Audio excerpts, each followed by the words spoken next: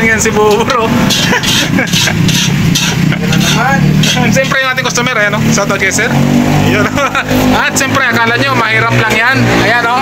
Naka-adventure na naman. Big time naman. At siyempre, ang ating focus dito ngayon ay magpapaluto si sir, no? Ibabalik natin yung ating mantika, mga idol. Dahil magpapaluto si sir, no? Dahil naubusan siya ng luto. Ayan, no? Nakita nyo, yan na lang. So usually ang kanyang binibili kasi ay kayos mo kayong kawali kasi hindi ano. Isang buo daw yan sir. Grabe. So ang kanyang tawag dito, yung binibili usually sa atin ay isang buo talaga. Then kung minsan ay chicken neck, no? Dahil ito ay para sa kanyang alagang mga aso, yan, no? So dagdagan ng kunting mantika para mabilis mabilis yan mga idol, no? So yan, tama na para mabilis. Yun, dinagdagan na lang, no? Ginawa na lang natin paraan si sir, no? Kasi tinanong ko siya kung lulutuan natin ng kasi ubos na nga tayo, ayan. So sabi niya okay daw. So 10 minutes lang naman yan kasi isang piraso lang naman ang kanyang whole chicken na kanyang tawag dito in order sa atin, no? So pahabol na lang ito mga idol, no? Kaya naman ay tsatsagain na rin natin, no? At hindi tayo ganun kalakas naman din. So nakailan, pero lagpas naman tayo sa kota ngayon. So kaya lang may pahabol si sir at saka regular customer natin yan. So gawa natin ng paraan para makakain yung kanyang alaga, no? Siyempre si Bubor ay masipag naman. And kung tatanong nyo ulit, ang kanyang edad ay 22 years old, single. And naghahanap yan, no? Naghahanap yan. So nandito lang kami matatagpuan sa Paradahan 2, Tansa, Cavite, no? Malapit sa Army Reserve Command. So ngayon ay pinapainit muna. Yan, oh, grabe talaga. Kamay lang yung kamay lang yung ano ni Bobor, malalaman na kagad kung mainit o hindi. So antayin natin ng konti. Ayan, no, si sir. Grabe. Sana ay magkaroon tayo ng Toyota ay Mitsubishi Adventure. Ayan, no, adventure na naman ang kanyang sasakyan, mga idol. Si sir. Simple-simple yan pero dating yan, no? Meron yung katangkulan sa government. So simple lang na tao. And makikita natin si Bubor ay nag-aantay, no, habang uminit yung ating mantika dahil nga papahabol. So thankful tayo ngayon mga idol, no? Dahil kahit na umuulan dito sa Cavite, bumabagyo, ay ilang araw nang umuulan, nagliligpit na kami, no? Hindi kayo manilaw yan? Hindi yan, sir. Isang piraso lang naman. Ay patuloy tayo na nagsusumikap sa kabila ng bagyo, no? Sabi ko nga ay bagyo pa lang, may pangarap kami. Ayun, no? Ang itsura ng nangangarap, tingnan nyo. Hindi nagbabago, grabe. Ay, malupit talaga si Bubor. Sana nilakyan mo. ha? Ang pinakamalaki daw ang ibibigay kay sir. Ay, malaki yan sir, malaki yan, malaki. Malaki, malaki. Ayan, talaga si sir, naghahanap ng malaki, ano? Grabe. Sino yung malaki? And habang nag-aantay tayo ng uminit ang ating mantika, ayan. Oh, hindi pa mainit. Wait lang ga, saglit lang. So habang nag-aantay tayo mga idol, pasensya na si sir, no? Kasi talaga naman ay ginawa natin ng paraan dahil ating regular customer ito. And hindi basta-basta mga idol, eh, no?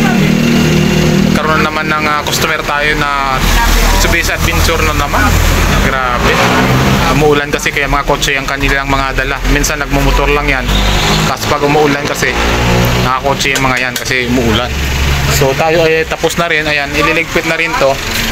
And ayan, medyo alanganin din tayo kasi anong oras na rin, 10:30. So pahabol na lang din talaga kay sir, no? Dahil nahiya din tayo. Tinanong natin kung siya ay papayag na lulutuan natin dahil regular customer kasi natin. So ayaw natin na kailangan lagi tayong magpapakumbaba sa ating mga customer, no?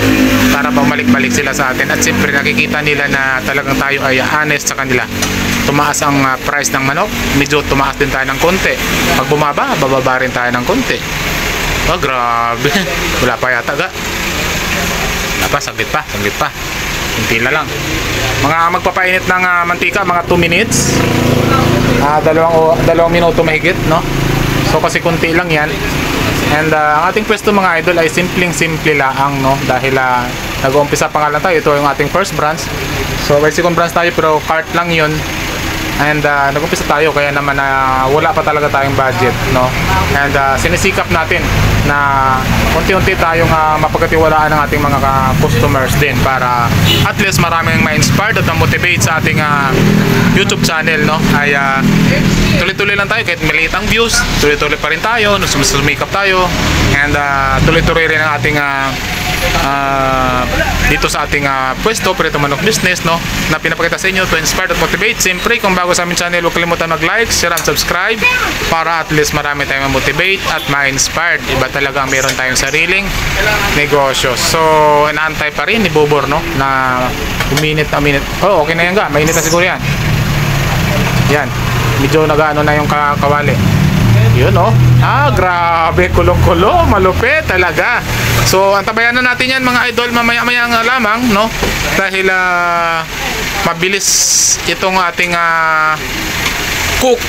And siyempre, gwapo na, macho pa. So, putik na yan. Gin na naman mamaya. Ayan mga idol.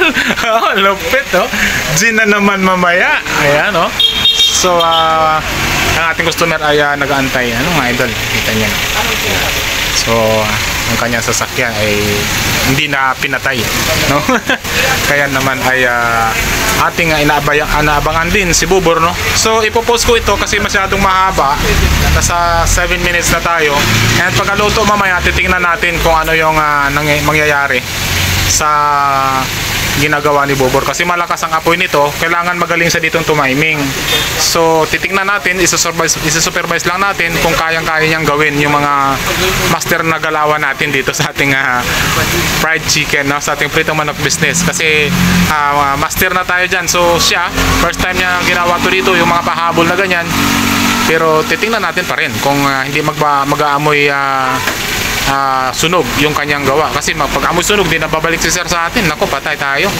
Kailangan ay gagalingan talaga yan ang kanyang pagluluto. So post ko muna ito mga idol at antayin natin mamaya kung anong itsura ng kanyang niluluto. So bye for now muna, babalik tayo mamaya pagka luto na.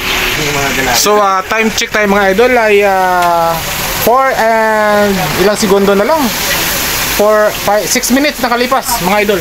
Ayan, no? 6 minutes nakalipas. Grabe. So 4 minutes left na lang si Bubor, no? Sa kanyang pagluluto ng fried chicken, no? And ayan, no? Nakikita nyo naman mga idol, pula na. So malapit na sa ating pagluluto sa ating Pritong Manok Business. Pawis na si Bubor. Grabe, gin na naman talaga mamaya yan, no? Siyempre nag-aantay si sir, ayan ang sasakyan, di pinatay, oh. And tayo ay patuloy sa hanap buhay natin mga idol yan. Hindi, ano mo lang ka, tapos basa-basahan mo, huwag mo ganyan. Hinaan mo nga po para hindi masunog. Like 4 minutes ka pa eh. Yan. Tapos basa-basahan mo lang. Yan. Grabe, kasi duda si Sir Kine, baka daw hilaw eh. So makikita naman yan dito sa ating Pritong Manok Business na talagang tayo ay transparent, no? Nakikita ng ating customer. Huwag mo gaganyan ka, hayaan mo lang, basahan mo lang. Yan, hayaan mo lang. Lagi mo lang siyang ano-anuhin. Ikutin. Yan. Kasi baka masunog eh. So yun lamang ay 9 minutes na. So mamaya papakita natin kung anong nangyari sa luto ni Bobor.